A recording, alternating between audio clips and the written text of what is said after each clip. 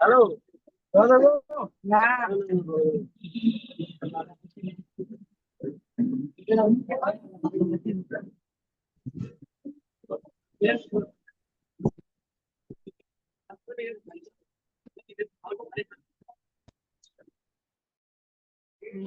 কুখ্যাত সন্ত্রাস।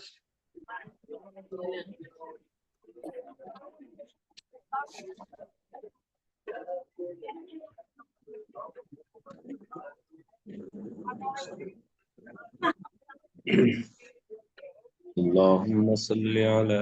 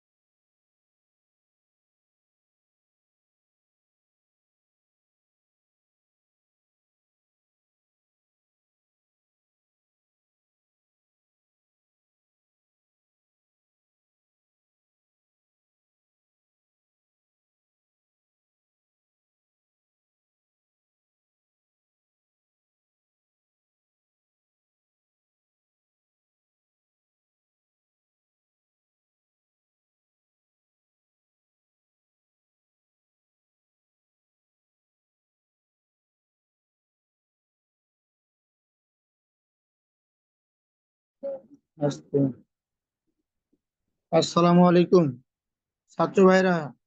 গতকাল একটা প্রশ্ন করা হয়েছিল, তার মাঝখান থেকে হুজুর আসা করছে, এই জন্য আর প্রশ্নের উত্তরটা পাওয়া গেল না। সেটা হলো কি, যে কোন পুরুষ তার স্ত্রীকে কাগজের মাধ্যমে তালাক দিছে, কাগজ দিছে কিন্তু সাক্ষাৎই হয় নাই, এই কাগজটা আবার মেয়ে গ্রহণ করে নাই, এর দ্বারা কতটুকু কি হয়েছে এটা আর কি জানার জন্য প্রশ্ন করছিলাম যে ভাই তালাকের তালাক হচ্ছে স্বামীর বিষয়, এখানে মেয়ের গ্রহণ না করা দিয়ে কিচ্ছু আসে যায় না। এখানে এরকম কোনো সুযোগ নাই যে মেয়ে গ্রহণ করলে তালাক হইব আর মেয়ে গ্রহণ না করলে তালাক হইব না, এর কোনো সুযোগ এরকম নাই ভাই। স্বামী যদি কাগজটার মধ্যে লেখতো, ওনারা নাও পাঠাইতো, তারপরও তালাক হয়ে যাইত। এখানে আবার হলো এক কাজী সাহেবের সাথে আলোচনা করলাম, কাজী সাহেব বলে যে আমরা হলো সতর্ক স্বরূপ তাকে সতর্ক হওয়ার জন্য একটা কাগজ পাঠাইছি, এটা ওরকম না, কিন্তু সে মেন কাগজে 3 মাস পর্যন্ত একটা সুযোগ দেয়, এর মধ্যে যদি তারা মিল মহব্বত হয়ে যায় অথবা কোনো দরবার টরবার মাধ্যমে মিল হয়ে যায় তাহলে কোনো সমস্যা নেই। আর যদি না হয় কিন্তু 3 মাস পরে এসে যদি মেন কাগজের ভিতরে একটা স্বাক্ষর দেওয়া যায় তাহলে বাতিল হয়ে যাবে, এরকম একটা দিছে আর কি এক কাজী সাহেব। ভাই কাজী সাহেবেরা কি করে, কাজী সাহেবেরা তো নিজেরা অন্যের স্ত্রীও তালাক দিয়ে দেয়, এটি করে লাভ আছে? কাজী সাহেবেরা নিজেরা অন্যের স্ত্রীও তালাক দিয়ে দেয়। কারণ মেয়ে যখন একটা, ওই যে আপনার আলোচিত ঘটনা থাকুটি না যায়, আমরা তো এখন আমার সব ভিডিওতে চলে যাই, বলি না বলি।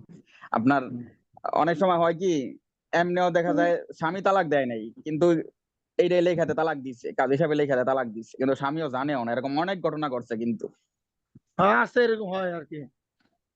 তো কাজী সাহেবকে কথা বইলা পাই লাভ নাই। মানে ওইটা আর কি সরাসরি কাজীর সাথে বসে শেয়ার করলাম, আলোচনা করলাম, পরে কাজী সাহেব কয় না আমরা হলো এটা সতর্ক স্বরূপ একটা কাগজ পাঠাই, এটা একবার এই মাসে একটা, তারপরের মাসে একটা, তারপরের মাসে একটা, 3 মাসে 3টা কাগজ পাঠাবো, এটা যদি তারা সংশোধন হইলো তাহলে মনে করেন যে হয়ে গেছে, ওই অবস্থায় খাইলে সমস্যা নাই।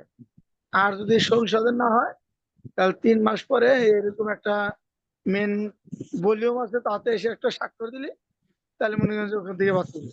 এরকম আর কি। এখানে ভাই এটা রাষ্ট্রীয় আইন হতে পারে, কিন্তু ইসলামের আইন এটা না। আবার যদি আপনি যেটা বললেন 3 মাসে তাহলে 3টা কাগজ সরকারি পাঠাইবো, ভাবে এটা তো শরীয়ত সম্মত না। এখন স্বামী যদি যদি ভাই এরকম হয়, তাকে এরকম ভাবে 3 তালাকই দিয়ে দেয় তাহলে 3 মাস না ভাই যদি আপনি যেটা বললেন যে 3 মাসে 3টা কাগজ পাঠাইবো, সেটা যদি জি এরকম হয় যে প্রথম মাসে কাগজের মধ্যে 1 তালাক ছিল, দ্বিতীয় মাসের কাগজের মধ্যে 1 তালাক ছিল, তো কোনো তাইলে তো অপেক্ষা হইব করতে 3 হবে, মাসে 3টা। তাই তাইলে তো এটা তালাকের রজি হিসেবে থাকবো, বা যদি ফিরায় আনতে পারবো, 2টার পর্যন্ত ফিরায় আনলে আনতে পারবো। যদি আপনার ওইটা বিষয়টা এক এক তালাক হিসেবে যায়, প্রথম কাগজটা যদি 1 তালাক হিসেবে যায়, দ্বিতীয় কাগজটা যদি 2 তালাক হিসেবে যায়, তাহলে তালাকের রজি হিসেবে 2টা যাইবো। আর 3টা যদি যায়, সেটা তো আপনার 3 তালাক হয়ে তালাকে মোকাল্লাদা হয়ে যাবার তো কোনো সুযোগ নেই। ওইটা ওইরকমই ভাবে হয়েছে, কিন্তু আবার বলে যে কাগজ 3 ভাবে না দিয়ে মানে একবারে দিয়ে দিছি, 3 মাস পর্যন্ত সুযোগ দিচ্ছি, এই আর কি। এখন এটা হুজুরের সাথে আলাপ করা দরকার, যদি শর্ত সাপেক্ষে এমন হয়, শর্ত দেওয়া আছে কিনা ওইখানে, এটা আমি ক্লিয়ার বলতে, এটা হুজুরে বলতে হইব।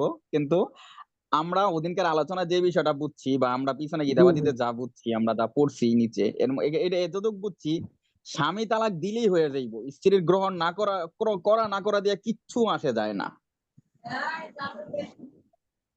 জি, এটা তো আমি তো যদি 1 তালাক হিসেবে পাঠাই তাহলে তো কোনো সমস্যা হবে ভাই না। তালাকের অধিকার না, তো 1 স্বামী, তালাক, স্ত্রী না, বুঝছেন? তালাকের অধিকার তো 1 স্বামী, তালাক এখানে হিসেবে হলে তো স্ত্রীর তালাকের তো রজি কোনো হিসেবে যাইব 2টা, হ্যাঁ হ্যাঁ 3টা হলে তালাকে মোকাল্লাদা হয়ে যাইব, তো আর কোনো সুযোগ নাই। তারপরে আর সুযোগ নেই। মানে স্বামী যদি এক এক এক তালাকের নিয়ত করে তাহলে তো সমস্যা হবে না, আর যদি 3 তালাকের নিয়ত না, করে ওখানে তাহলে যদি তো লেখা থাকে 3 তালাক, নিয়ত 1 তালাক করলেও তো 3 তালাক হয়ে যাইব। 3 তালাক হয়ে যাবে। হ্যাঁ,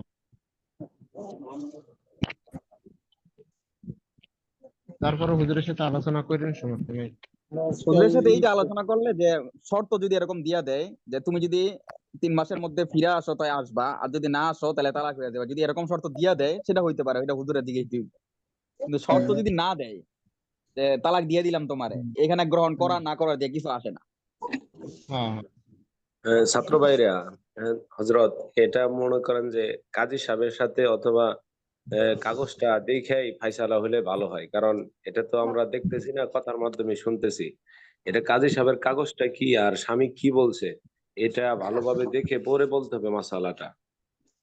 এটা আমার ধারণা না অনুযায়ী বল।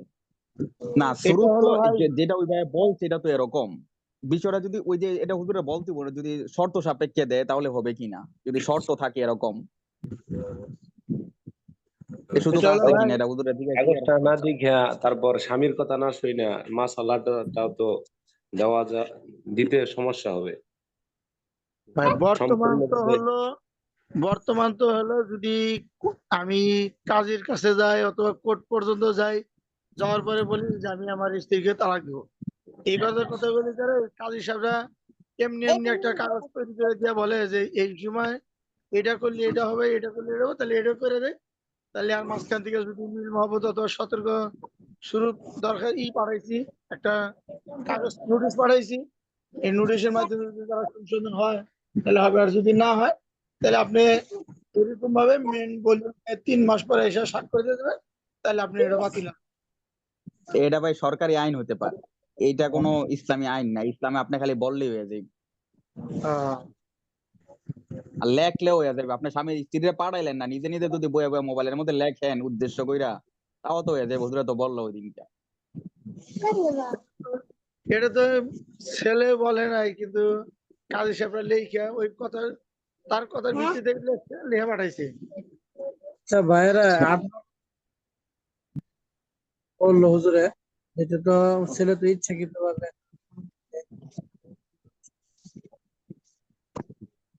আচ্ছা, ওই যে বলছিল তালাক সাইন করলেও হয়ে যাইবো, কিন্তু বিয়ে সাইন করলে হবে না, তালাক সাইন করলেও হয়ে যাইবো।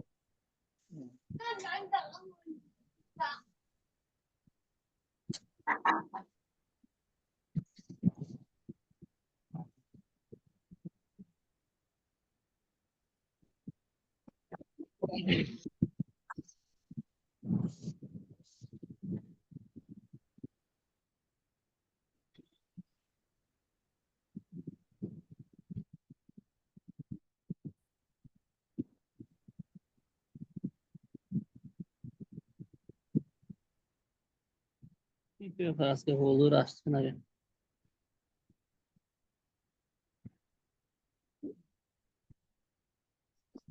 আসসালামু আলাইকুম রহমতুল্লাহ। ওস্তাদ জি কোথায় আসতেছে না যে এখনো? জানাছে কিছু? এটা এটা আজকে কি তো আমরা বলতে উস্তাদ পারবো জি ভাই? আসতেছে না। না বলতেছে কি জানাইছি নি কিছু, এটা বলতেছে আর কি, হয়তো তো কোনো সমস্যা হইতে পারে। السلام عليكم সমস্যাটা তো ورحمة ভাই الله লিঙ্কে দিছি। وبركاته. ওয়ালাইকুম ওয়ালাইকুম ওয়ালাইকুম আসসালাম। আসসালাম। আসসালাম ওয়া রাহমাতুল্লাহি ওয়া বারাকাতুহু। উস্তাদ জি আপনারা ভালো ভালো আছেন? আছেন সবাই? আলহামদুলিল্লাহ। আলহামদুলিল্লাহ। আপনি কেমন আছেন? আছেন? আলহামদুলিল্লাহ।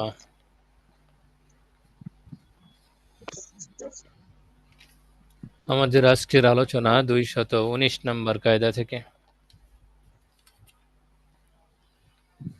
পেয়েছেন সবাই?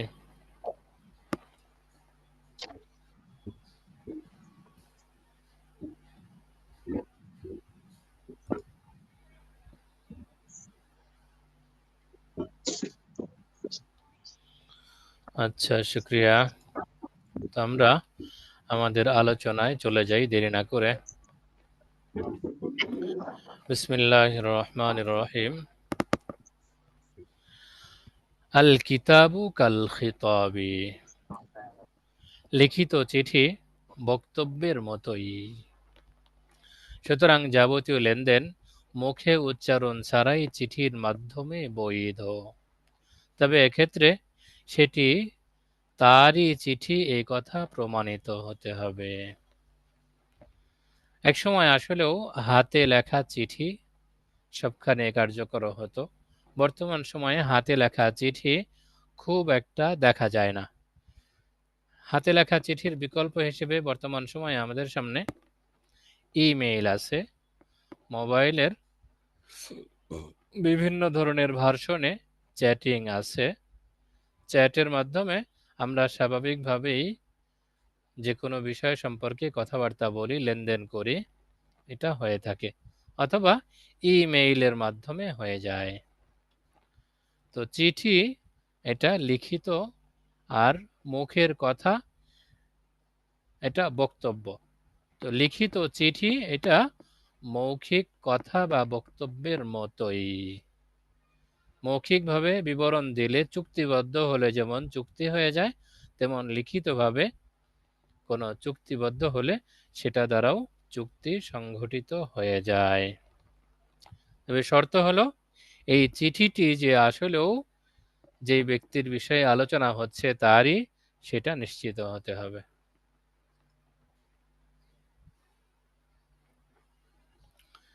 ঠিক আছে, কায়দা নাম্বার 220, আল কিতাবু মুহতামালুন আল খাত্তু ইয়াশবাহুল খাত্তা।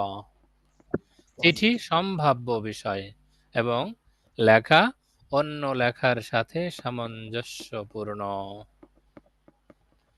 একজনের লেখা আরেকজনের লেখার মতো হতে পারে। আবার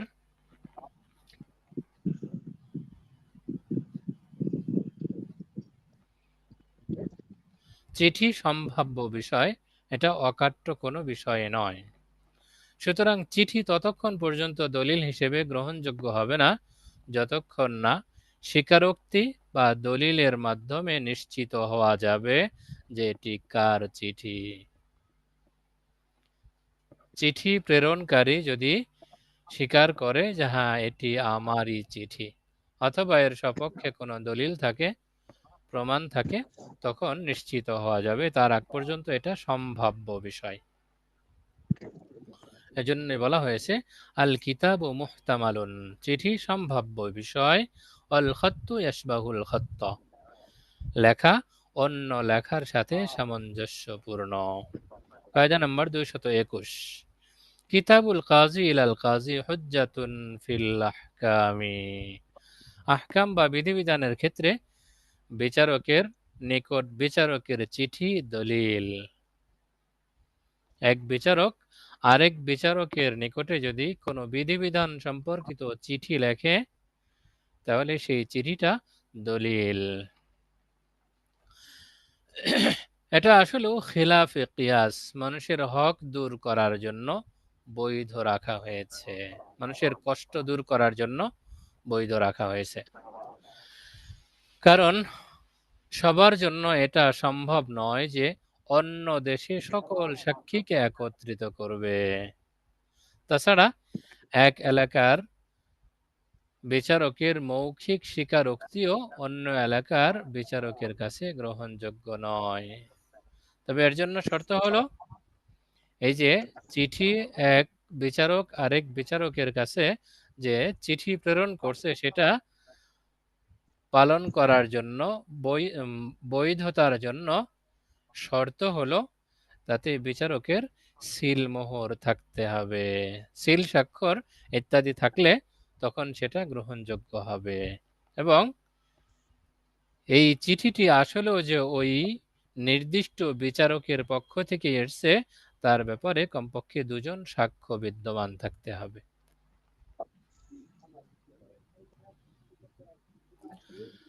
তাহলে কিতাবুল কাজী ইলাল কাজী হুজ্জাতুন ফিল আহকাম, বিধিবিধানের ক্ষেত্রে বিচারকের নিকট বিচারকের চিঠি দলিল। শর্ত এর মধ্যে সিলমোহর থাকতে হবে, সাথে সাথে এই চিঠিটি ওই বিচারকের মর্মে কমপক্ষে দুজন সাক্ষী থাকতে হবে। কায়দা নাম্বার 222, আল কিতাবু মিম্মান নাআ কাল খিতাবি মিম্মান দানা। দূরবর্তী ব্যক্তির নিকট চিঠি প্রেরণ এটা নিকটবর্তী ব্যক্তিকে সম্বোধনের মতোই।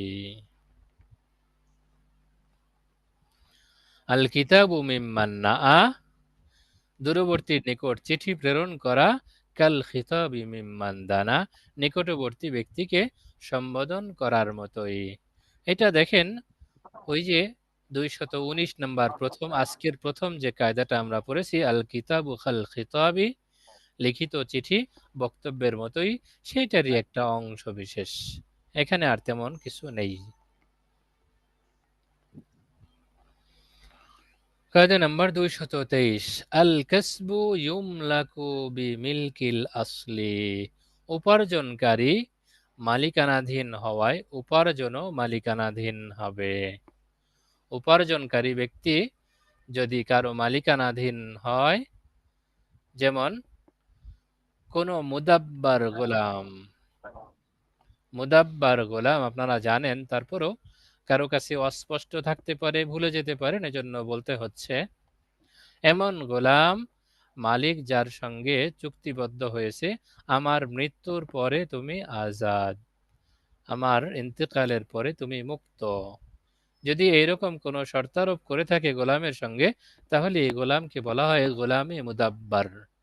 এমন মুদাব্বার গোলাম যদি মালিকের কাছ থেকে পালিয়ে যায় এবং কোনো ইসলামী রাষ্ট্রে অবস্থান করে জিম্মি হিসাবে এবং সেখানে আয় উপার্জন করে, তাহলে মালিক তার কাছে পৌঁছে যদি তার কাছে আরো সম্পদ পায় যেগুলো সে উপার্জন করেছে, কামাই করেছে, তখন এই গোলাম এবং গোলামের উপার্জিত যাবতীয় সম্পদ মালিকের সম্পদ বলেই বিবেচিত হবে।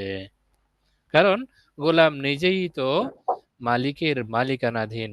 অতএব মালিকানাধীন ব্যক্তির যাবতীয় উপার্জন মালিকের উপার্জন বলেই বিবেচিত হবে। আল কাসবু ইউমলাকু বিমিলকিল আসলি, উপার্জনকারী মালিকানাধীন হওয়ায় উপার্জনও মালিকানাধীন হবে। 224 নম্বর কায়দা, কাসরু আজমিল মাইয়িতি কাসরি আজমিল হাইয়্যি। মৃত ব্যক্তির হাড্ডি ভাঙ্গাটা জীবিত ব্যক্তির হাড্ডি ভাঙ্গার মতোই অপরাধ।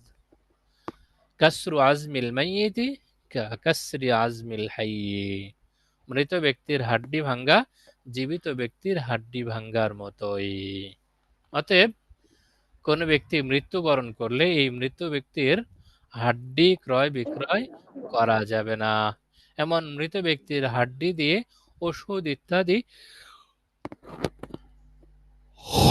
ওষুধ ইত্যাদি তৈরি করা যাবে না, এটা জায়েজ হবে না। তাহলে কাসরু আজমিল মাইয়িতি কাসরি আজমিল হাইয়্যি, মৃত ব্যক্তির হাড্ডি ভাঙ্গা জীবিত ব্যক্তির হাড্ডি ভাঙ্গার মতোই অপরাধ। কায়দা নাম্বার 225, কুল্লু শাফইন মিনান নাফলি সালাতুন। নফলের প্রতি 2 রাকাত ভিন্ন ভিন্ন নামাজ। নফলের প্রতি 2 রাকাত পৃথক পৃথক নামাজ। কুল্লু শাফি'in মিনান নাফলি, নফলের প্রতি শাফা অর্থাৎ প্রতি 2 রাকাত, সালাতুন ভিন্ন ভিন্ন নামাজ বা পৃথক পৃথক নামাজ। এজন্যই নফলের প্রত্যেক রাকাতে সূরা ফাতিহার পর কিরাত পড়া ওয়াজিব।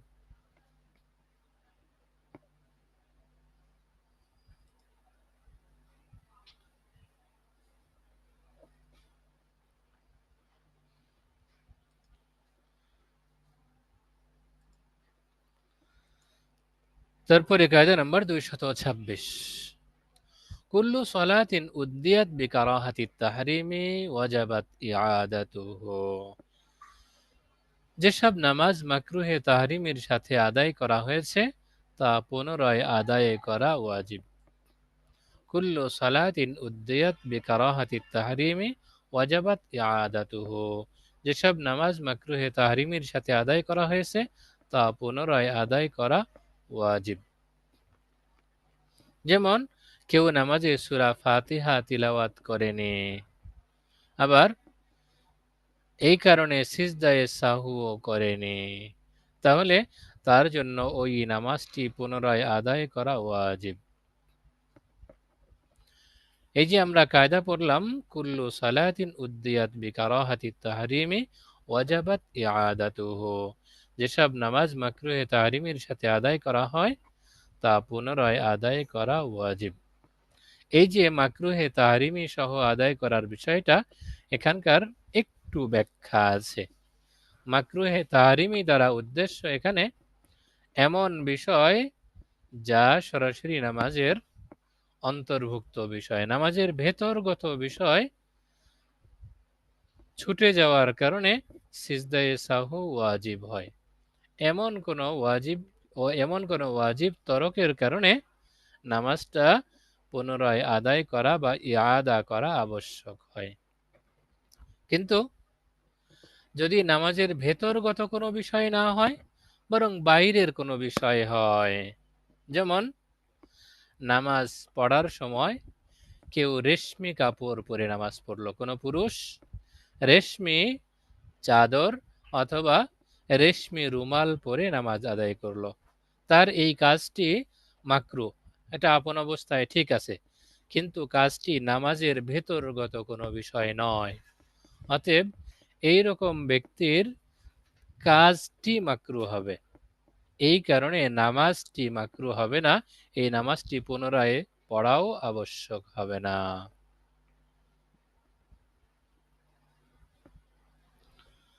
তাহলে কুল্লু সালাতিন উদ্দিয়াত বিকারাহাতি তাহরিমি ওয়াজাবাত ইআদাতুহু, যেসব নামাজ মাকরুহে তাহরিমের সাথে আদায় করা হয়েছে সেগুলো পুনরায় আদায় করা ওয়াজিব।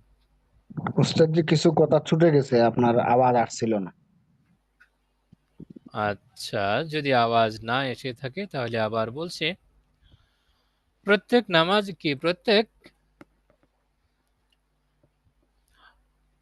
প্রত্যেক এমন নামাজ যেগুলো মাকরুহে তাহরিমি সহ আদায় করা হয়েছে সেগুলো পুনরায় আদায় করতে হবে বা আদায় করা ওয়াজিব।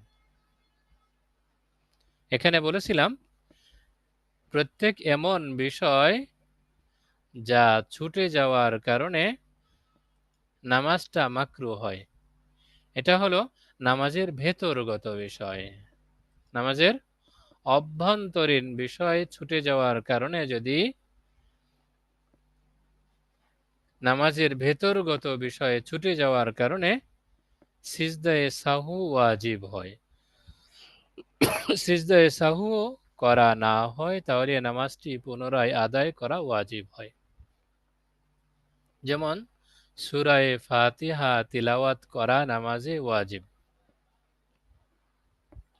রুকু থেকে সোজা হয়ে দাঁড়ানো ওয়াজিব, দুই সিজদার মাঝখানে সোজা হয়ে বসা ওয়াজিব। যদি ঘটনাক্রমে এগুলো ছুটে যায় সিজদায়ে সাহু ওয়াজিব হয়।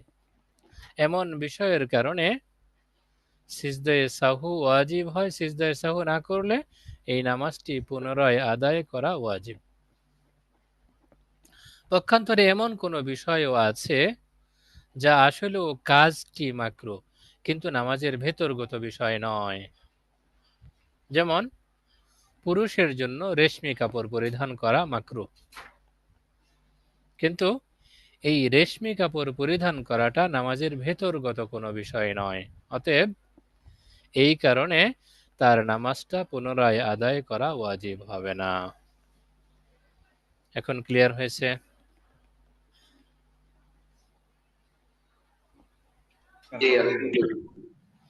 আচ্ছা, শুক্রিয়া। কায়দা নাম্বার 227, কুল্লু সালাতাইনি লা ইয়াজুজু বিনাউ আহাদিহিমা আলাল উখরা ফি হাক্কিল মুনফারিদি, লা ইয়াজুজু বিনাউ আহাদিহিমা আলাল উখরা ফি হাক্কি ইমামিহি। যে দুইটি নামাজের একটি কি অপরটির উপর মুনফারিদ হিসেবে বিনা করা যায় না, সে দুটিকে ইমাম হিসেবেও বিনা করা যায় না।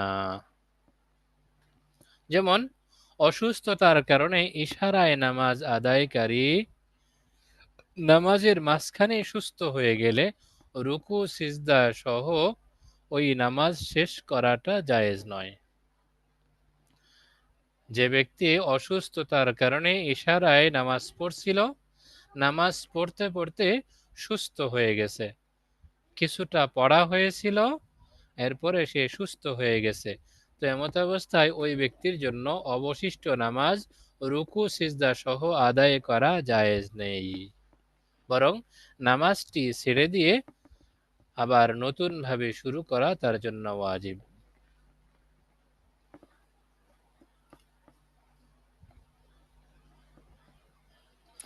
তেমনি ভাবে নফল আদায়কারীর জন্য ফরজ আদায়কারীর ইমাম হওয়া জায়েজ নেই। যে ব্যক্তি নফল নামাজ পড়ছেন তার পেছনে যদি ফরজ আদায়কারী শরিক হয়, ইক্তেদা করে, তাহলে এই ব্যক্তির জন্য নফল নামাজে ফরজ আদায়কারীর সামনে থেকে ইমামতি করা জায়েজ নেই। এর উল্টো হলে তখন জায়েজ। ফরজ আদায়কারীর পেছনে নফল আদায়কারী শরিক হচ্ছে, এটা জায়েজ। আবার নামাজ রুকু সিজদা সহ নামাজ পড়তে পড়তে যদি কোনো ব্যক্তি এমন অসুস্থ হয়ে পড়ে যে তার পক্ষে আর দাঁড়িয়ে থাকা সম্ভব হচ্ছে না, এমনকি বসে রুকু সিজদার মাধ্যমে নামাজ আদায় করবে, এটাও সম্ভব হচ্ছে না, তাহলে নামাজের শেষ প্রান্তে এসে এ ব্যক্তি ইশারার মাধ্যমেও নামাজ আদায় করতে পারে, এতে কোনো সমস্যা নেই। এজন্য বলা হয়েছে কুল্লু সালাতাইনি লা ইয়াজুজু বিনাউ আহাদিহিমা আলাল উখরা ফি হাক্কিল মুনফারিদি। যে দুটি নামাজের একটিকে অপরটির ওপর মুনফারিদ হিসেবে বিনা করা যায় না, লা ইয়াজুজু বিনাউ আহাদিহিমা আলাল উখরা ফি হাক্কি ইমামিহি, সে দুটিকে ইমাম হিসেবেও বিনা করা যাবে না। কায়দা নাম্বার 228, কুল্লু আকদিন লাহু মুজিজুন হালা উকুইহি তাওয়াক্কুফু লিল ইজাজাতি ওয়া ইল্লা ফালা। যে লেনদেন সংঘটিত হওয়ার সময় একজন অনুমোদন দাতা বিদ্যমান থাকে, সেই লেনদেনটি অনুমতির উপর মওকুফ থাকবে, অন্যথায় মওকুফ থাকবে না, বরং বাতিল হয়ে যাবে। কুল্লু আকদিন লাহু মুজিজুন হালা উকুইহি, যেসব লেনদেন সংঘটিত হওয়ার সময় একজন অনুমোদন দাতা থাকে। তাওয়াক্কুফু লিল ইজাজাতি, সেগুলো অনুমতির ওপর মওকুফ থাকবে। ওয়া ইল্লা ফালা, আর এরকম না হলে তখন মওকুফ থাকবে না, বরং বাতিল হয়ে যাবে। এই কায়দাটি মূলত নাবালক ছেলেমেয়েদের ক্ষেত্রে নির্ধারিত। যেমন কোনো নাবালিকা মেয়ে যদি এমন স্থানে নিজেকে কারোর সাথে বিবাহ বন্ধনে আবদ্ধ করে, এমন কারোর সঙ্গে নিজেকে বিয়ে দেয় যেখানে তার কোনো অভিভাবক নেই,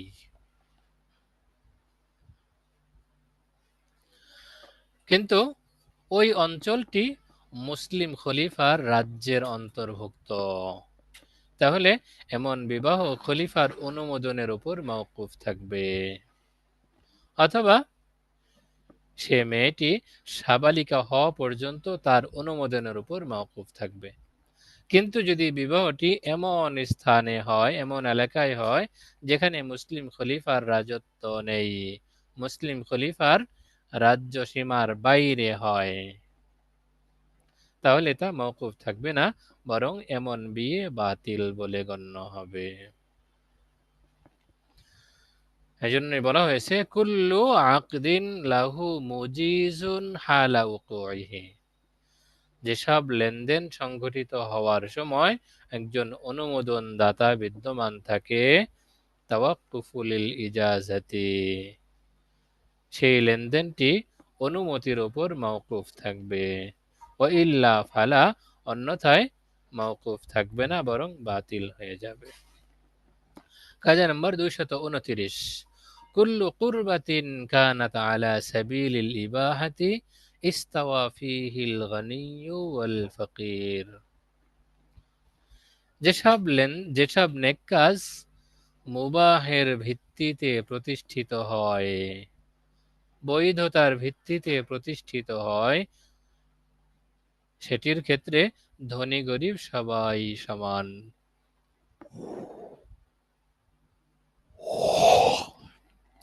কুল্লু কুরবাতিন, প্রত্যেক এমন নেক কাজ, কানাত আলা সাবিলিল ইবাহাতি, যা মুবাহ বা বৈধতার ভিত্তিতে প্রতিষ্ঠিত হয়েছে, ইস্তাওয়া ফীহিল গনি ওয়াল ফাকিরু, সেক্ষেত্রে ধনী গরিব সবাই সমান।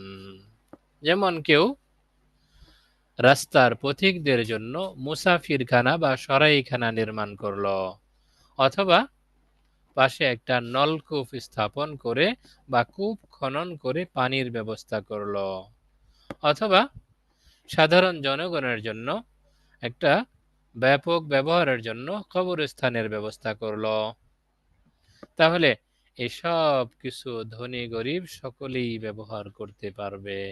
এমন না যে এটা সাধারণ জনগণের জন্য করা হয়েছে, বিশেষ জনগণ ধনী যারা তারা ব্যবহার করতে পারবে না। তাহলে কুল্লু কুরবাতিন কানাত আলা সাবিলিল ইবাহাতি, যেসব নেক কাজ মুবাহের ভিত্তিতে বা বৈধতার ভিত্তিতে প্রতিষ্ঠিত হয়, ইস্তাওয়া ফিহিল গানি ওয়াল ফাকিরু, সেক্ষেত্রে ধনী গরিব সবাই সমান। কায়দা নাম্বার 230, কুল্লু কারজিন জাররা নাফআন ফাহুয়া রিবা হারাম। যেসব ঋণ মুনাফাকে বয়ে আনে তাই সুদ। কুল্লু কারজিন জাররা নাফআন, প্রত্যেক এমন ঋণ যা মুনাফাকে টেনে আনে, ফাহুয়া রিবান হারামুন, সেগুলো রিবা সুদ, যা হারাম। এজন্যই বন্ধক রাখা বস্তু দ্বারা কোনো প্রকার ফায়দা নেওয়া জায়েজ নেই। আমাদের সমাজগুলোতে প্রচলিত বন্ধক প্রথা, কটক জমি কটে দেয়া বা কন্টি দেয়া, বিভিন্ন এলাকায় বিভিন্ন পরিভাষা আছে, এগুলো আসলেও জায়েজ নেই। কায়দা নাম্বার 231, কুল্লু মা লা ইয়াখতালিফু বিল মুস্তামিলি ফাত্তাকিদু বাতিল। যে বস্তু ব্যবহারকারীর কারণে কোনো পরিবর্তন হয় না, সেক্ষেত্রে ব্যবহারকারী নির্ধারণের শর্তারোপ করাটা গ্রহণযোগ্য নয়। কুল্লু মা লা ইয়াখতালিফু বিল মুস্তামিলি, প্রত্যেক এমন বস্তু যা ব্যবহারকারীর কারণে কোনো পরিবর্তন হয় না, ফাত্তাকিদু বাতিলুন, সেক্ষেত্রে ব্যবহারকারী নির্ধারণের শর্তারোপ করাটা গ্রহণযোগ্য নয়, বাতিল। সুতরাং কেউ ঘর ভাড়া নিয়ে, বাসা ভাড়া নিয়ে সেখানে তিনি নিজে থাকবেন অথবা অন্য কাউকে রাখতে পারবেন। ঘর ভাড়া দেয়া হয়েছে, যিনি ভাড়া নিয়েছেন তিনিও থাকতে পারেন, তার সাথে অন্য কাউকেও রাখতে পারেন। কিন্তু আরোহণের জন্য প্রাণী ভাড়া নিলে অথবা পরিধারণের জন্য পোশাক ভাড়া নিলে অন্য কেউ সেটা ব্যবহার করতে পারবে না। কুল্লু মা লা ইয়াজুজু ফি'লুহু কুল্লু মা লা ইয়াখতালিফু বিল মুস্তামিলি ফাত্তাকিদু বাতিল। যে বস্তু ব্যবহারকারীর কারণে কোনো পরিবর্তন হয় না, সেক্ষেত্রে ব্যবহারকারী নির্ধারণের শর্তারোপ করাটা গ্রহণযোগ্য নয়। কায়দা নাম্বার 232, কুল্লু মা ইয়াজুজু ফি'লুহু বিগাইরি ইকরাইন আল আউলা লিল ইমামি আন ইয়াকরা তাতয়িবান লিল কুলুবি ওয়া নাফিয়ান লিত-তুহমাতি। শাসকের জন্য যেসব কাজ লটারি ছাড়া করা বৈধ, সেসব কাজও সকলের মনোতুষ্টি এবং অপবাদ থেকে বাঁচতে লটারির মাধ্যমে করাটা উত্তম।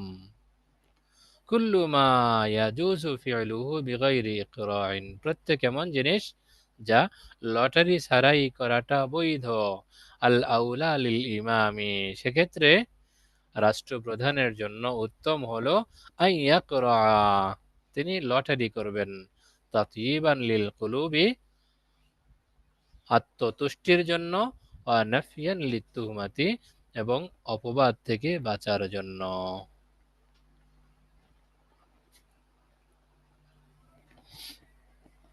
নবীজি সাল্লাল্লাহু আলাইহি ওয়াসাল্লাম যখন কোনো সফরে যেতেন তখন স্ত্রীদের মাঝে লটারি করতেন এবং যার নাম আসতো তাকে সঙ্গে নিয়ে সফরে যেতেন।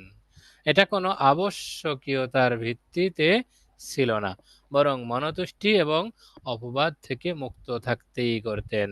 আর এই ঘটনাই এই কায়দার মূল ভিত্তি। সফরে যাওয়ার সময় ইসলামের বিধান হলো কোনো স্ত্রীকে সাথে নেওয়া আবশ্যক নয়, ওয়াজিব নয়। একাধিক স্ত্রী থাকলে স্বামী যাকে ইচ্ছা তাকে সাথে নিয়ে যেতে পারেন, এটাই স্বাভাবিকতা। এরপরও স্ত্রীদের মনতুষ্টি এবং অমুককে বেশি ভালোবাসে, অমুকের সঙ্গে বৈরিতা আছে, এরকম কথা যেন না আসে, সেজন্য লটারি করে যে কোনো একজনকে সাথে নেওয়াটা উত্তম। নবী সাল্লাল্লাহু আলাইহি ওয়াসাল্লাম এমনটাই করতেন। তাহলে কুল্লু মা ইয়াজুজু ফি'লুহু বিগাইরি ইকরাইন, প্রত্যেক এমন কাজ যা লটারি ছাড়া করাটা জায়েজ। আল আউলা লিল ইমামি আন ইয়াকরা, এক্ষেত্রে শাসকের জন্য উত্তম হলো তিনি লটারি করবেন। তাতইবান লিল কুলুবি, মনতুষ্টির জন্য, ওয়া নাফিয়ান লিত তুহমাতি, এবং অপবাদ থেকে বাঁচার জন্য। কায়দা নাম্বার 233, কুল্লু মা ইউতালাবু বিহিল ইনসানু বিল হাবসি ওয়াল মুলাজামাতি ইয়াকুনুল আমরু বিআদাইহি সাবাবান লিররুজুই বিলা ইশতিরাতি জিমানিন, ওয়া কুল্লু মা লা ইয়াকুনু কাযালিকা লা ইয়াকুনুল আমরু বিআদাইহি সাবাবান লিররুজুই ইল্লা বিইশতিরাতি জিমান। তো যেসব বিষয় মানুষের নিকট আটকে রেখে অথবা চাকরির মাধ্যমে চাওয়া যায়, সেসব বিষয়ে আদেশ করা জরিমানার শর্ত ছাড়া ফিরিয়ে দেওয়ার কারণ। আর যেসব বিষয় এমন নয়, সেসব বিষয়ের আদেশ করা, হুকুম দেয়া জরিমানার শর্ত সাপেক্ষে ফিরিয়ে দেওয়ার কারণ। কুল্লু মা ইউতালাবু বিহিল ইনসানু বিল হাবসি ওয়াল মুলাজামাতি, প্রত্যেক এমন বিষয় যা মানুষের নিকট আটকে রেখে বা চাকরির মাধ্যমে চাওয়া যায়। ইয়াকুনুল আমরু বিআদাইহি সাবাবান লিররুজুই বিলা ইশতিরাতি জিমানিন, সেসব বিষয় হুকুম দেয়া বা জরিমানার শর্ত ছাড়াই ফিরিয়ে দেওয়ার কারণ। অকুল্লু মা লা ইয়াকুনু কাযালিক, আর যেসব বিষয় এমন নয়, লা ইয়াকুনুল আমরু বিআদাইহি সাবাবান লিররুজুই, সেগুলো আদেশ করা বা হুকুম দেয়া এবং জরিমানার শর্ত সাপেক্ষে ফিরিয়ে দেওয়ার কারণ। যেমন ক্রেতা কাউকে হুকুম করলো, তুমি মূল্য পরিশোধ করে দাও, মূল্য দিয়ে দাও, এই জিনিসের মূল্যটা তুমি দিয়ে দাও। তাহলে মূল্য আদায়কারী কোনো প্রকার পূর্ব শর্ত ছাড়াই ক্রেতার নিকট থেকে মূল্য চেয়ে নিতে পারবে। কোনো ব্যক্তি দোকান থেকে হয়তোবা 5 কেজি আম কিনছে, তার পার্শ্ববর্তী কোনো সাথীকে, তার সঙ্গীকে বলছে, দোস্তকে বলছে, দোস্ত টাকা দিয়ে দাও। তাহলে এই দোস্ত যদি টাকা দিয়ে দেয়, কোনো প্রকার পূর্ব শর্ত ছাড়াই তার কাছ থেকে সে টাকা চাইতে পারবে, আমার টাকা দিয়ে দাও। কেননা বস্তুর মূল্য আদায় করা এমন একটি বিষয় যা ক্রেতা আদায় না করলে বিক্রেতা তাকে বন্দি কিংবা শ্রমের মাধ্যমে আদায় করার অধিকার রাখে। পক্ষান্তরে যদি কেউ ভিক্ষুককে কিছু টাকা দেওয়ার আদেশ করে, তাহলে সে তা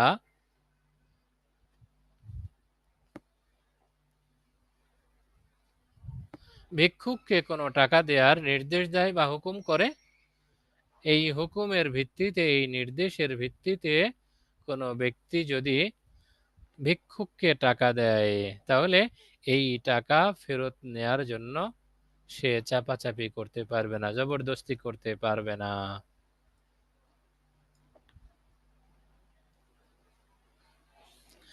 কারণ ভিক্ষুকের টাকা চাওয়াটা এমন কোনো বিষয় নয় যা না দিলে ভিক্ষুক কাউকে বন্দি বা শ্রমের মাধ্যমে তা আদায় করার অধিকার রাখে। তাহলে যদি কোনো কিছু কিনে অপর কাউকে বলে টাকা দিয়ে দাও, নির্দেশ দেয়, এই ভিত্তিতে সে যদি বিক্রেতাকে টাকা দিয়ে দেয়, তাহলে এই টাকা ক্রেতার কাছ থেকে সে জোর জবরদস্তি করে বাধ্যতামূলক আদায় করতে পারবে। দুজন বা একাধিক জন একসঙ্গে থাকার সময়ে যদি কোনো ভিক্ষুক এসে সামনে সোয়াল করে, আবেদন করে, আমাকে কিছু দাও, আর দোস্তদের মাঝে, বন্ধুদের মাঝে কেউ একজন বলে, দোস্ত আমাকে এত টাকা দিয়ে দাও, তাহলে এই টাকা ওই নির্দেশদাতার কাছ থেকে সে চাইতে পারবে না, এটা তার জন্য আবশ্যক হবে না।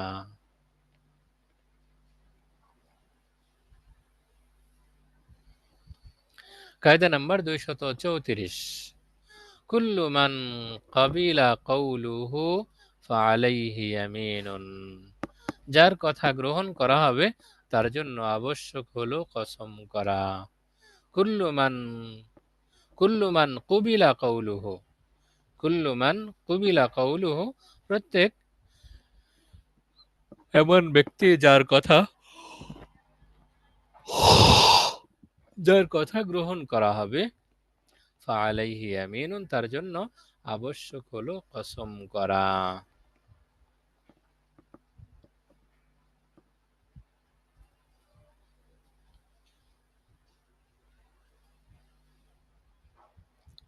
তবে এমন কিছু বিষয়ও আছে যা এই মাসালা থেকে বা এই কায়দা থেকে ব্যতিক্রম।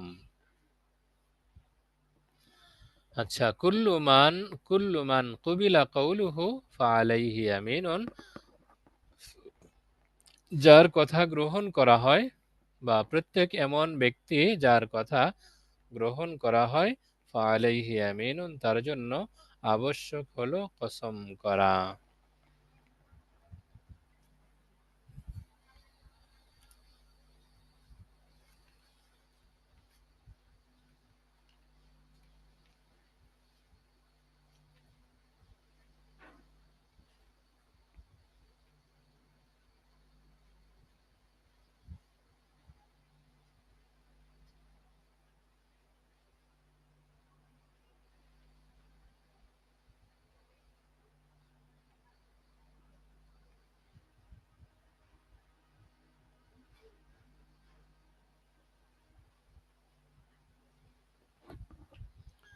আচ্ছা, কায়দা নাম্বার 235, কুল্লু মান কানা মাহবুসান বিহাক্কিল গায়রি কানাত নাফাকাতুহু আলাইহি।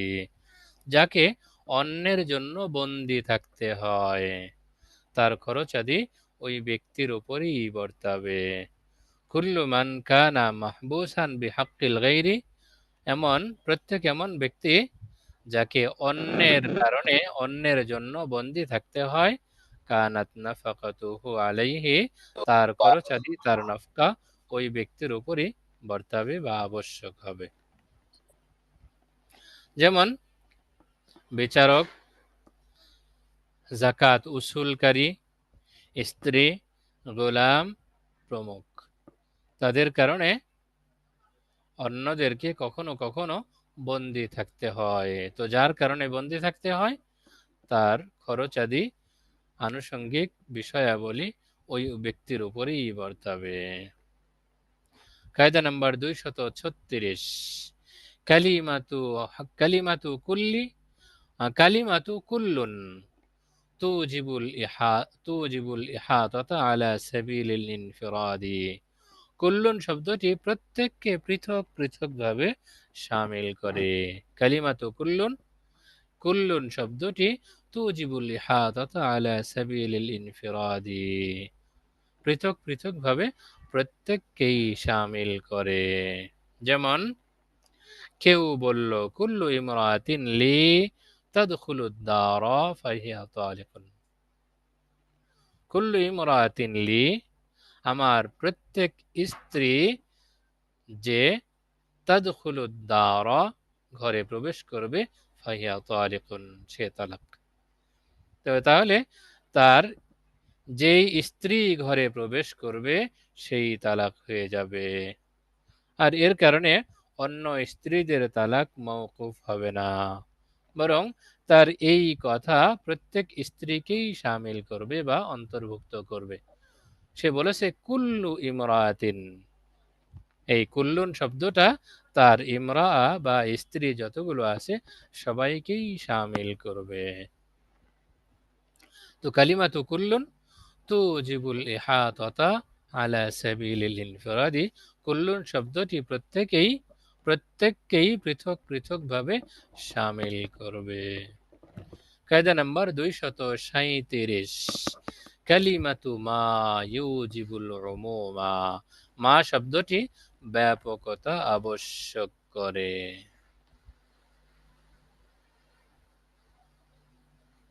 যেমন কেউ তার বাদিকে লক্ষ্য করে বলল, ইন কানা মা ফি বাতনিকি গুলামান ফাআনতি হুররা, ইন কানা মা ফি বাতনিকি গুলামান, যদি তোমার পেটের ভেতরে একজন বালক থাকে, ছেলে থাকে, ফাআনতি হুররাতুন, তাহলে তুমি স্বাধীন। এখন যদি সে এক ছেলে এবং এক মেয়ে প্রসব করে তাহলে সে আজাদ হবে না, কারণ মা শব্দটি পূর্ণ গর্ভকে বুঝিয়েছে। কুল্লু ইমরাতিন লি, না, ইন কানা মা ফি বাতনিকি, তাহলে যে মা শব্দটা আনা হয়েছে, মাটা আম বা ব্যাপক।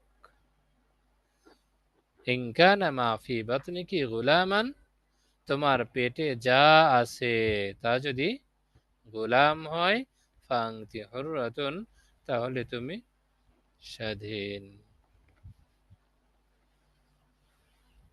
এই মা শব্দটা পেটের ভিতরের সব কিছুকেই শামিল করে নিয়েছে।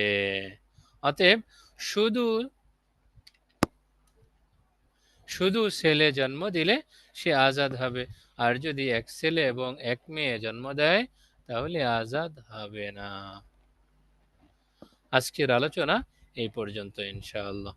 যদি সবক সংশ্লিষ্ট কোনো বিষয় কারো কাছে অস্পষ্টতা থাকে সংক্ষিপ্ত সময়ে জিজ্ঞাসা করতে পারেন। আসসালামু আলাইকুম রহমতুল্লাহ। জি, ওয়ালাইকুম আসসালাম ওয়া রাহমাতুল্লাহি ওয়া বারাকাতুহু। জি বলেন। কেউ যদি প্রথম বৈঠকে মানে 4 রাকাত নামাজ বিশিষ্ট প্রথম বৈঠকে তাশাহুদের পর আল্লাহুম্মা সাল্লি বলে তাহলে কি সাজদা ওয়াজিব হবে? আমাদের প্রথম আলোচনাটা অবশ্যই কিতাব সংশ্লিষ্ট হওয়া চাই। এখানে সুযোগ দেওয়া হয়েছে প্রথমত পড়ার বিষয়টা যদি কারো কাছে অস্পষ্টতা থাকে আমরা সেটা সমাধানের চেষ্টা করব, এরপরে সুযোগ পেলে ভিন্ন প্রশ্ন নেব, তাছাড়া নেব না। আসসালামু আলাইকুম উস্তাদ জি। 224 নাম্বার যে কায়দাটা এখানে বলা হয়েছে মৃত ব্যক্তির হাড্ডি ভাঙা জীবিত ব্যক্তির হাড্ডি ভাঙার মতোই। জি, তো এটা আলাদা আমি জানতে চাই, তাহলে পোস্টমর্টমের হুকুম কি? পোস্টমর্টেমের হুকুম তো আজহার মিনাশ শামস। যদি বিষয়টা এমন হয় যে এই পোস্টমর্টেমের উপরে তার বিচারটা মওকুফ, এর মাধ্যমেই একমাত্র শনাক্ত করা সম্ভব যে কে হত্যা করেছে, তো বিচারের স্বার্থে সাময়িকভাবে এর অনুমোদন দেয়া যেতে পারে। আর যদি এর বিকল্প কোন সুরত থাকে যে পোস্টমর্টেম ছাড়া হত্যাকারী চিহ্নিত করা সম্ভব, তাহলে অনুমতি নেই। একান্ত যদি কোনোভাবেই নির্ধারণ করা না যায় কে হত্যা করেছে তাহলে সম্ভব। এছাড়া স্বাভাবিকভাবে মেডিকেলের ছাত্রছাত্রীদের শিক্ষার জন্য বা অন্যান্য স্বাভাবিক অবস্থায় কোনোভাবেই অনুমতি নেই। জি, আসসালামু আলাইকুম উস্তাদ জি। সেটা যদি ল্যাবে দান করে দেয় করা হয় সুন্নতের মৃত প্রথম ব্যক্তির দেহ বৈঠকে কি দান করা তো তাশাহুদ জায়েজ দুরূদ না। শরীফ মাসুরা করতে হবে? হুজুরে ক্লাস জি, সংশ্লিষ্ট মৃত ব্যক্তির দেহ দান বা শরীর দান বা কোনো অঙ্গ প্রত্যঙ্গ দান, এটাও জায়েজ নেই। মানুষের শরীরে যে সমস্ত অঙ্গ প্রত্যঙ্গ আছে এর মালিকানা একমাত্র আল্লাহ তাআলার। বান্দাকে বা ব্যক্তিকে এগুলো ব্যবহারের অনুমোদন দেওয়া হয়েছে, তার মালিকানা একমাত্র আল্লাহর হাতে। অতএব মৃত্যুর আগে কেউ চাইলেও তার অঙ্গ প্রত্যঙ্গ অথবা পুরো শরীর কাউকে দান করার অনুমতি নেই, এখানে তার মালিকানাই নেই। জি। তাহলে আসসালামু গবেষণা আলাইকুম। কিভাবে জি করবে? ওস্তাদ, মেডিকেল যে সায়েন্স যে আসরের গবেষণা নামাজের করে আগে যে 4 রাকাত সুন্নাত পড়া হয়। 4 রাকাত সুন্নাতটা আমরা একটু পরে আসবো, আগে সবক সংশ্লিষ্ট বিষয় নিয়ে আলোচনা করব। জি ওস্তাদ জি, আসসালামু আলাইকুম। কেউ এখন যদি প্রশ্ন কারো থেকে করেছিলেন যে আগের প্রশ্নটা শেষ হয়নি, জি সম্পূরক প্রশ্ন হয়েছে, তাহলে মেডিকেলের শিক্ষার্থীরা বা ডাক্তাররা গবেষণা করবে কিভাবে? আসলে মেডিকেল সায়েন্সে এতটুকু স্পষ্টভাবে প্রমাণিত, মানুষের শরীরে যে সমস্ত অঙ্গ প্রত্যঙ্গ আছে আল্লাহ রাব্বুল আলামিন অন্যান্য প্রাণীও অনুরূপভাবে সৃষ্টি করেছেন। অতএব গবেষণার প্রয়োজন পড়লে অন্য প্রাণীর অঙ্গ প্রত্যঙ্গ দিয়ে গবেষণা করার অবকাশ আছে। এর জন্য মানুষের শরীর কাটাছেঁড়া করার অনুমোদন নেই। হুজুর, জি ওস্তাদ জি, যদি কেউ এরকম যদি হয় যে কারো কাছ অমুকের থেকে চোখ বা আহ, অমুকের কিডনি দ্বারা অমুককে সুস্থ করা যাইতেছে, তো এই ব্যক্তিটা তো মারা গেছে, এই ক্ষেত্রে কি তার চোখ বা তার কিডনি দ্বারা একটা মনুষ্য রোগীকে সেবা করা বৈধ হতে পারে না? জি না, জি না। তাহলে আহ, উনি যে অবস্থায় আছে এই অবস্থায় মারা যাইবো? হ্যাঁ, তার হায়াত শেষ হয়ে গেলে উনি সেই অবস্থায় মারা যাবেন, কিন্তু এই কারণে অন্য কারো অঙ্গ প্রত্যঙ্গ নষ্ট করার অবকাশ নেই। জি ওস্তাদ জি, আমার একটা প্রশ্ন ছিল যে কেউ জি। যদি কারো কাছ থেকে ঋণ নেয় 10,000 টাকা, অথবা 1 মাস পর সে যদি 10,000 টাকার সাথে 200 কিংবা 500 টাকা বেশি দিয়ে বলে যে আমাকে ঠিক টাইমে ঋণ দিয়েছেন, আমি উপকৃত হয়েছি, আপনাকে আমি 500 টাকা হাদিয়ে দিলাম, তাহলে কি এটা কি নেওয়া জায়েজ হবে কি হবে না? যদি শুরুতে এরকম কোনো শর্ত না থাকে, আবার এলাকার প্রচলনও না থাকে, যেটাই প্রচলনের কারণে দিতে বাধ্য হয়, না দিলে লজ্জায় পড়ে, শরম লাগে, যদি এরকম না হয় তাহলে অনুমোদন সুযোগ আছে। রাসূল সাল্লাল্লাহু আলাইহি ওয়াসাল্লাম এমনটা করতেন। আসসালামু আলাইকুম রহমতুল্লাহ। ওয়ালাইকুম আসসালাম ওয়া রাহমাতুল্লাহ। উস্তাদ জি, 226 নম্বর কায়দার আলোকে একজন ইমাম সাহেব নামাজ পড়াইছেন আসরের 4 রাকাত। জি গাড়ির আওয়াজের কারণে দ্বিতীয় বৈঠকে মুসল্লিগণ উঠতে পারে নাই, ওনার তাকবীর শুনে নাই আর কি। জি তারপরে যখন উনি তৃতীয় রাকাতের জন্য দাঁড়িয়ে গেছেন, তখন ওনারা বুঝছে যে উনি মনে হয় বৈঠক করে নাই প্রথমটা। তা নামাজ শেষে বলছেন, পরে বলছে জানা গেছে যে না, ঠিকই বৈঠক করছেন, আওয়াজের কারণে রাস্তা পাটে শোনা যায় নাই। এখন কি এই মুসল্লি যারা নামাজ পড়ছেন ওনাদের কি নামাজ হয়ে গেছে, যারা বৈঠক করে নাই, সিজদায় ছিলেন? মুসল্লিদের ইক্তেদা সহি হওয়ার জন্য একটা গুরুত্বপূর্ণ শর্ত হলো ইমাম সাহেবের অবস্থা সম্পর্কে অবগত হওয়া। আপনার প্রশ্নের আলোকে দেখা যাচ্ছে এই মুসল্লিরা ইমাম সাহেবের অবস্থা সম্পর্কে অবগত নন। অতএব যারা ইমাম সাহেবের অবস্থা সম্পর্কে অবগত ছিলেন, ইমাম সাহেবের অনুসরণ করেছেন, তাদের নামাজ হয়ে গেছে।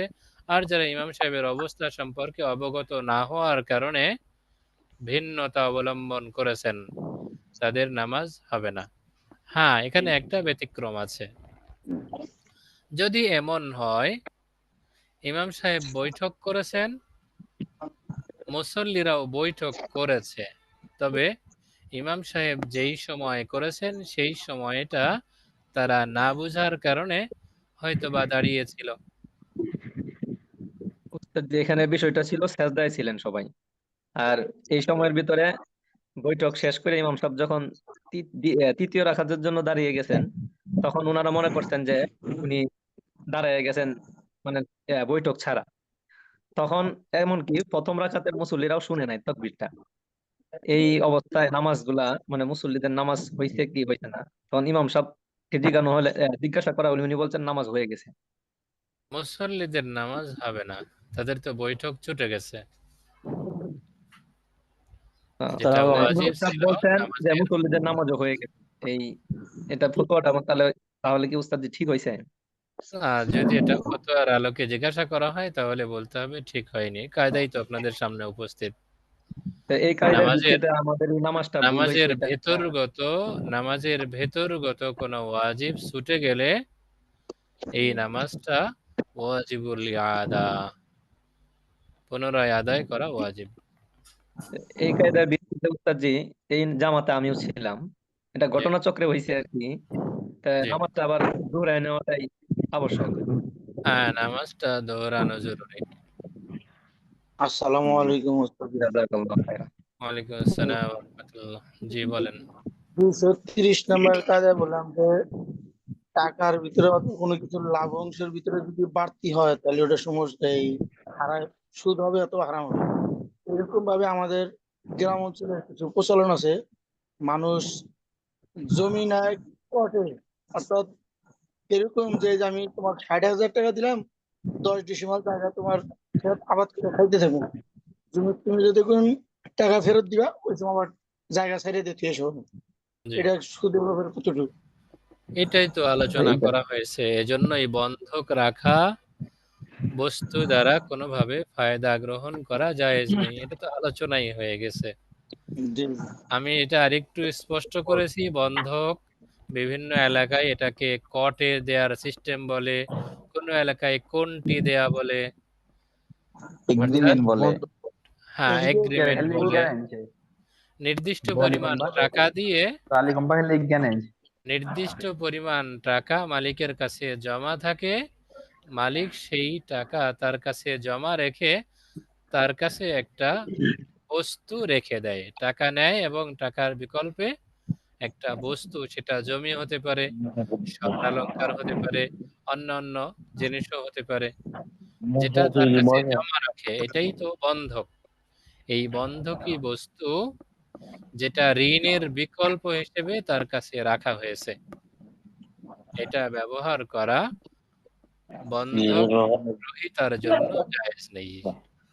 জি উস্তাদ জি, কোন কিছু টাকা যদি কম নেয় নেওয়ার সময় কোন দিন দিব এটা তো আসলে যেই টাকা তার কাছে দেয়া হয়েছে সেই টাকা দিয়ে তো তিনি উপকৃত হচ্ছেন, বিনিময় হিসেবে এক খণ্ড জমি ধরিয়ে দিয়েছেন। এখন প্রশ্ন করছেন যেহেতু, যদি পরবর্তীতে কিছু টাকা কম নেয়, এই পরবর্তী সময়ে কিছু টাকা কম নেয় অথবা বেশি নেয়, এতে কোনো পরিবর্তন হবে না। হুকুম যেটা, কুল্লু কারজিন জাররা নাফআন ফাহুয়া রিবান, এটা স্পষ্ট হাদিস, এর মতোই হবে। হ্যাঁ, বিকল্প আছে, এই বিষয়টার বিকল্প পদ্ধতি হতে পারে। বিকল্পটা কেমন হতে পারে?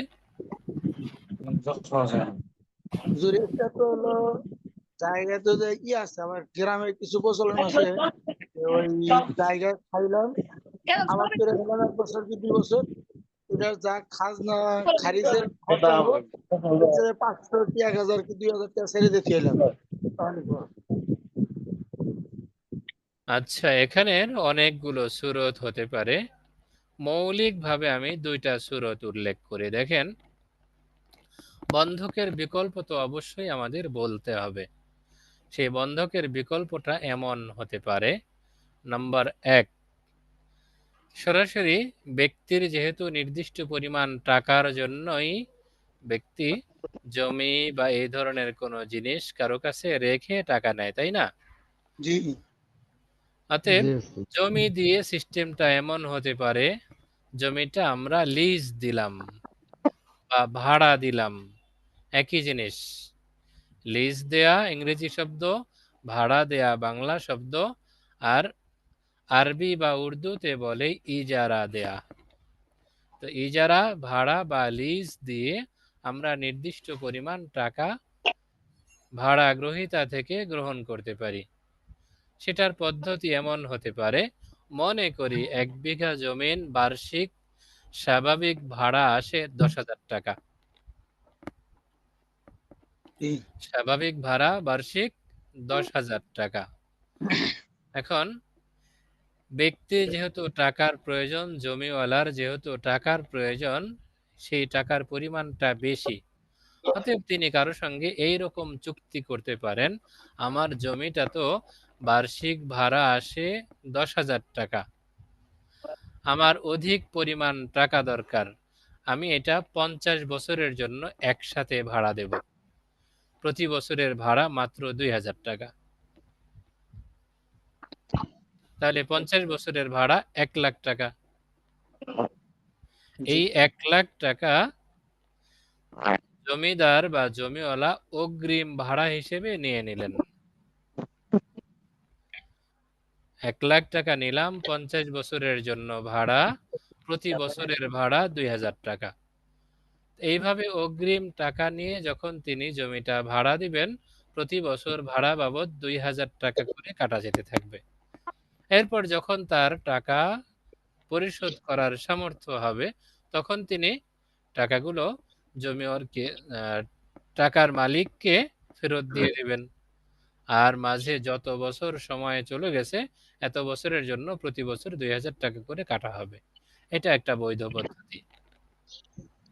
এই ভাড়াটা যদি আমাদের 500 টাকা করা হয় তাহলে তো সমস্যা হয় না। এটা আসলেও ভাড়া দাতা এবং গ্রহীতা উভয়ে সম্মিলিতভাবে যেই সিদ্ধান্ত নেবে সেটাই বাস্তবায়িত হবে। তবে এখানে ফুকাহায়ে কেরাম কেউ কেউ আপত্তি করেছেন যে ভাড়া যদি প্রচলিত সিস্টেম থেকে কম হয় তাহলে জায়েজ হবে না। তবে উসুলের দিকে তাকালে এটা বলতে হবে অবশ্যই বৈধ। ক্রয় বিক্রয় ভাড়া উভয়টা তো একই জিনিস। দাতা এবং গ্রহীতা উভয়ে যখন সম্মিলিতভাবে সন্তুষ্ট চিত্তে লেনদেন করে, চুক্তি করে, তখন তাদের এই লেনদেন চুক্তি বৈধ হয়ে যায়। অতএব বার্ষিক ভাড়া যদি 10,000 টাকা থেকে দুইজনে চুক্তিবদ্ধ হয়ে 500 টাকাও নির্ধারণ করে, তবুও বলতে হবে জায়েজ হবে। আরেকটা পদ্ধতি এমন হতে পারে, কিন্তু দেখেন ওস্তাদ জি, জি যদি মানে বর্তমান সময়ে এই যদি 500 টাকা এটা মানে আদৌ হয় না বা 2,000 টাকা করেই হয়, এখন তারা সম্মতিতে 500 টাকাই করেছে, তাহলে কি 500 টাকাই হবে? হ্যাঁ, তারা সম্মতিক্রমে যেটা সিদ্ধান্ত নেবে সেটাই হবে। দ্বিতীয় বিষয়, সেটা এমন হতে পারে ব্যক্তির যখন টাকার প্রয়োজন তখন মৌখিকভাবে জমিটা বিক্রি করে দেবে, চুক্তিবদ্ধ হবে, আমার এই জমিটা বিক্রি করে দিচ্ছি, এর দাম এত টাকা। দুজনের সম্মতিতে একটা নির্দিষ্ট পরিমাণ টাকা নির্ধারণ হবে। এটার জন্য সরকারিভাবে রেজিস্ট্রি হবে না। হ্যাঁ, টাকার নিরাপত্তার জন্য স্ট্যাম্পে স্বাক্ষর হবে, আমার এই জমিটা বিক্রি করে দিলাম, দাম এত টাকা।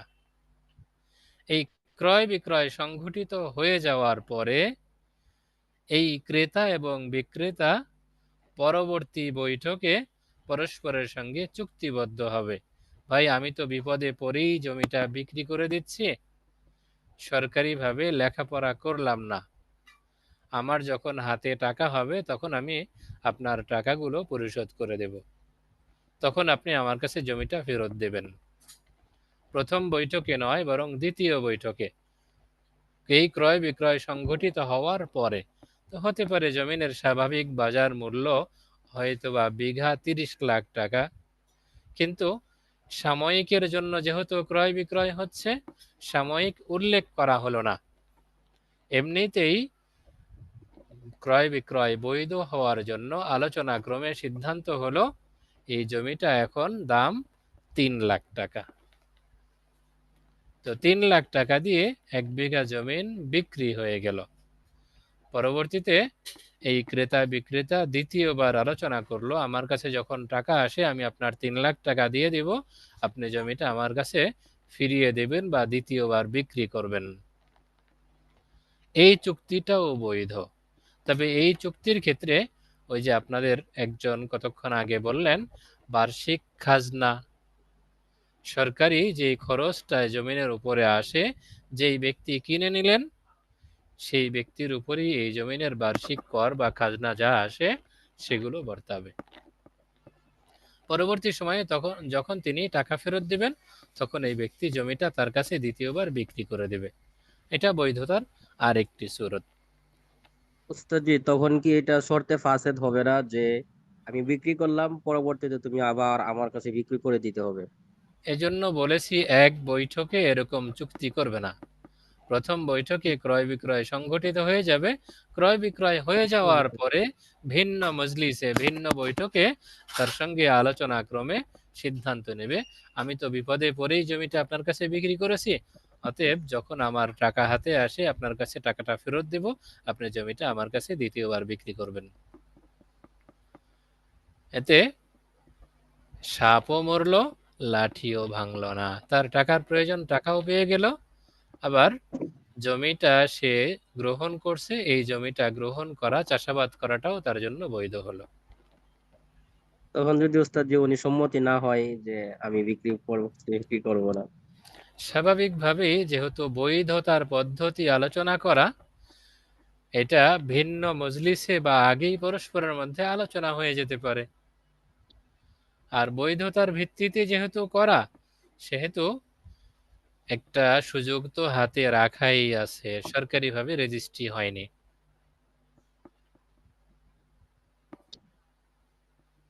বুঝেছেন? আসসালামু আলাইকুম ওয়া রাহমাতুল্লাহ। আমার একটা সওয়াল ছিল। ওয়ালাইকুম আসসালাম ওয়া রাহমাতুল্লাহ। জি জি বলেন, উস্তাদজি, খুবই সংক্ষিপ্ত বলা করে।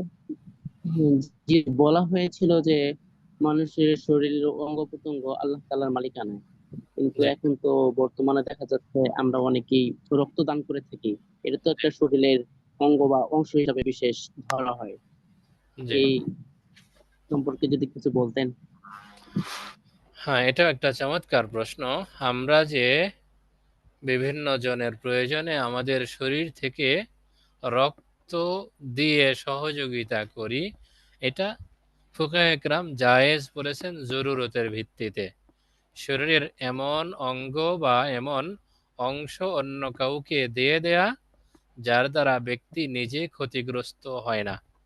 ডাক্তারদের মতে, মেডিকেল সায়েন্সের মতে, মানুষের শরীরে যে সমস্ত রক্ত আছে এগুলো প্রতি 3 মাস পর পর এমনিতেই নষ্ট হয়ে যায়, নতুন রক্ত উৎপাদন হয়। এজন্য ডাক্তাররা বলেন প্রতি 3 মাস পর পর একজন সুস্থ মানুষ অন্য কাউকে রক্ত দিতে পারে, সেটা 1 ব্যাগ বা 2 ব্যাগ। এটা জরুরতের ভিত্তিতে। জরুরতের ভিত্তিতে শরীরের রক্ত যেটা 3 মাস পরে এমনিতেই নষ্ট হয়ে যাবে, সেটা অন্য কাউকে দিয়ে দিলাম, এটা জায়েজ। এটা মানুষের শরীরের অংশ। এমন জরুরতের ভিত্তিতে আরেকটা অংশ মানুষ ব্যবহার করে, যেমন ছোট বাচ্চাকে 2 বছর পর্যন্ত দুধ পান করায়। দুধ এটাও রক্ত থেকেই উৎপাদিত। এটা যেমন জরুরতের ভিত্তিতে বাচ্চাকে পান করানো বৈধ, 2 বছর পার হয়ে গেলে আর জরুরত থাকে না, তখন একই জিনিস ওই একই বাচ্চাকে পান করানো হারাম। তেমন এখানকার বিষয় এটাও। ঠিক আছে? উস্তাদজি, এরকম আছে যে কেউ উস্তাদজি এরকম আছে যে রক্ত দিতেছে, বিক্রি করতেছে, তাহলে কি হবে? রক্ত বিক্রি করার অবকাশ নেই। রক্ত বিক্রি করার অবকাশ নেই। একান্ত জরুরতে কেনা যাবে, কিন্তু বিক্রি করাটা জায়েজ নয়।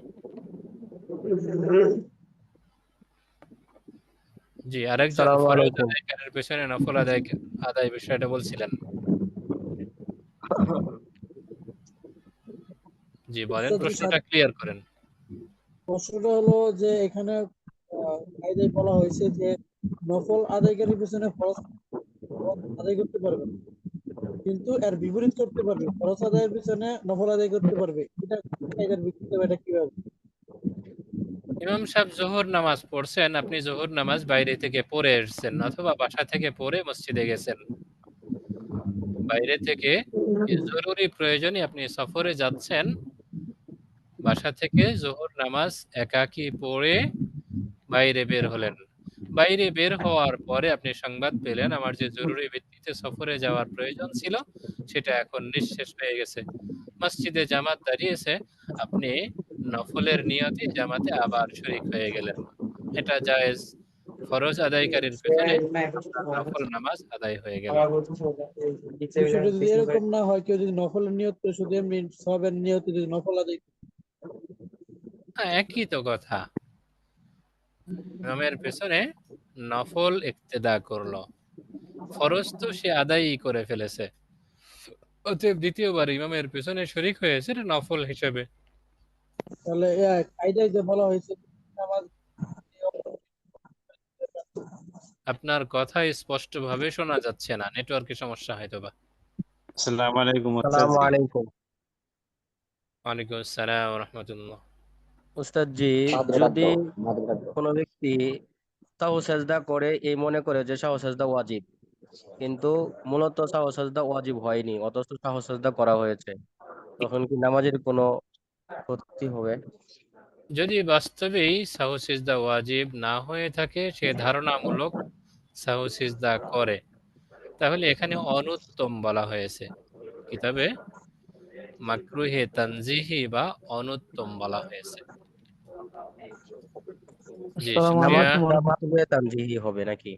হ্যাঁ, নামাজটা মাকরুহে তানজিহি বা অনুত্তম হবে, নামাজ নয় বরং তার এই কাজটি। জি উস্তাদ।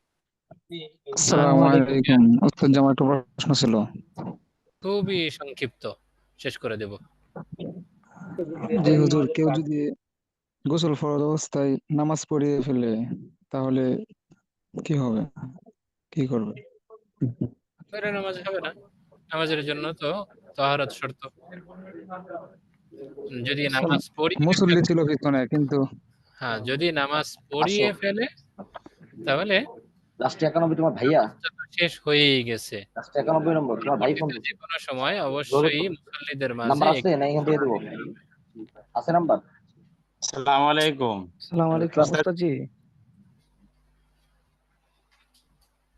ওয়ালাইকুম আসসালাম ওয়া রাহমাতুল্লাহ। জি বলেন। ওস্তাদ জি, ছোট একটা প্রশ্ন ছিল। 231 নাম্বার কায়দার উপর প্রশ্ন, যে জি কুল্লু মা লা ইয়াখতালিফু বিল মুস্তামিলি ফাত্তাকিদু বাতিল। জি যে প্রত্যেক ওই জিনিস যা ব্যবহারকারীর কারণে পরিবর্তন হয় না, তাতে শর্তারোপ করা বাতিল। জি এখন অনেক সময় দেখা যায় ঘর ভাড়া নেয় কেউ, জি একাধিক রুম বা ঘর ভাড়া নেওয়ার পরে একাধিক রুম থাকে, দেখা যায় নিজে কিছু ব্যবহার করে, বিপরীত দিকে আহ আবার কিছু রুম দেখা যায় ভাড়া দিয়ে দেয়। জি এখন বাড়িওয়ালার সাথে তার একটা চুক্তি হয়েছে, আবার পরবর্তীতে সে আবার নতুন আর একটা চুক্তি, এটা করাটা মানে কতটুকু শরীয়ত সম্মত? না, এটা শরীয়ত সম্মত। সে ভাড়া নিয়েছে, সে চাইলে নিজে ব্যবহারও করতে পারে, চাইলে ভাড়াও দিতে পারে। কেউ পুরনো একটা ফ্লোর ভাড়া নিয়েছে, জি পুরনো ফ্লোর ভাড়া নিয়ে সেখানে হয়তো বা 4টা ফ্ল্যাট আছে, একটা ফ্ল্যাট নিজে ব্যবহার করে আর 3টা ফ্ল্যাট অন্যদেরকে ভাড়া দিয়ে দিল, এটাও জায়েজ। এখানে এমন কিছু করা যাবে না, বিগত ক্লাসগুলোতে গেছে, এমন কিছু করা যাবে না যা প্রচলনে অস্বীকার করে, অনুমোদন দেয় না। এমন কাউকে ভাড়া দিল যে ফ্যামিলি কোয়ার্টার, এমন কাউকে ভাড়া দিল যে এখানে ব্যবসা বাণিজ্য শুরু করলো, কামারের কাজ শুরু করলো, পেছনে গেছে এই উদাহরণটা, যা ভবনের ক্ষতি করে, ফ্ল্যাটের ক্ষতি করে, এইরকম কোনো কিছু না হলেই হলো। মানে প্রচলনের বিপরীত আর কি হতে পারবে না। জি জি, বুঝতে পারছি। আলহামদুলিল্লাহ। ঠিক আছে, শুকরিয়া। আজকে এ পর্যন্ত। ইনশাআল্লাহ সবাই ভালো থাকবেন, সুস্থ থাকবেন। সুবহানাল্লাহি ওয়া বিহামদিহি, সুবহানাকাল্লাহুম্মা ওয়া বিহামদিকা, আশহাদু আল্লা ইলাহা ইল্লা আনতা, আস্তাগফিরুকা ওয়া আতুবু ইলাইক। আসসালামু আলাইকুম ওয়া রাহমাতুল্লাহি ওয়া বারাকাতুহু। ওয়ালাইকুম আসসালাম।